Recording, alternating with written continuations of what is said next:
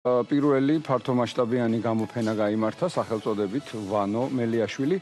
გამოფენაზე წარმოდგენილი იყო 20-მდე ნამუშევარი და დავით ჯანელიძის დოკუმენტური ფილმი ამავე სახელწოდებით, რომელიც მხატვრის ცხოვრებაზე მოგვითხრობს. საქართველოს უნივერსიტეტი წელს პირველად უმასპინძლებს ხელოვნების კვირეულს, რომელიც გაგრძელდება 17-დან 21 ოქტომბრის ჩათვლით.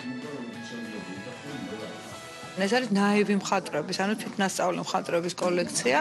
ჩვენ გვაქვს დაახლოებით 300-მდე ესეთი ნამუშევარი სხვადასხვა ოსტატების და საინტერესოა, რომ 5 ავტორი ჩვენი კოლექციის მსოფლიო ნაივი მხატვრების ენციკლოპედიაში არის შესული, როგორც გამორჩეული ავტორები და მათ შორის ერთ-ერთი არის ვანო მელიაშვილი. ამ კვირეულის ფარგლებში გაიმართება ძალიან ბევრი ღონისძიება, ეს იქნება სტუდენტებისათვის გამართული ვორქშოპები, ისეთი ტიპის ღონისძიებები, რომელიც სტუდენტებს შესაძლებლობას მისცემს ძალიან საინტერესო წარმომადგენლებს ხელოვნების სხვადასხვა სფეროში შეხვდნენ.